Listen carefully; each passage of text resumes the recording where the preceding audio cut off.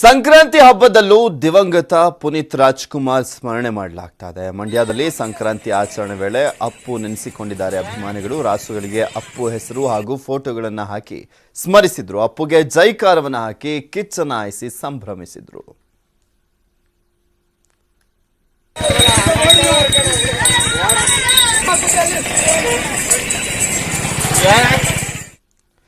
ತಾಂತ್ರಿಕ ದೋಷದಿಂದ ಹೊತ್ತಿ ಉರಿದಿರುವಂತದ್ದು ಕಬ್ಬು ಕಟಾವು ಮಾಡುವಂತ ಯಂತ್ರ. ಬೆಳ್ಳಂಬೆಳಗ್ಗೆ ತಪ್ಪಿದೆ ಭಾರಿ ಅನಾಹುತವೊಂದು. ಬೆಂಕಿಯ ಕೆನ್ನಾಲಿಗೆಗೆ ಸಂಪೂರ್ಣ ಸುಟ್ಟು ಹೋಗಿದೆ ಕಬ್ಬು ಕಟಾವು ಮಾಡುವಂತ ಯಂತ್ರ.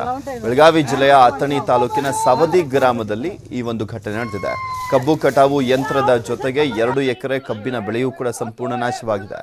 ಸ್ಥಳಕ್ಕೆ ಅಗ್ನಿಶಾಮಕ ಸಿಬ್ಬಂದಿ ಆಗಮಿಸುವುದರೊಳಗಾಗಿ ಸುಟ್ಟು ಕರಕಲಾಗ್ಬಿಟ್ಟಿದೆ. ಲಕ್ಷಾಂತರ ರೂಪಾಯಿ ಮೌಲ್ಯದ ಯಂತ್ರ ಅಥಣಿ ಪೊಲೀಸ್ ಠಾಣಾ ವ್ಯಾಪ್ತಿಯಲ್ಲಿ ನಡೆದಿದೆ ಘಟನೆ.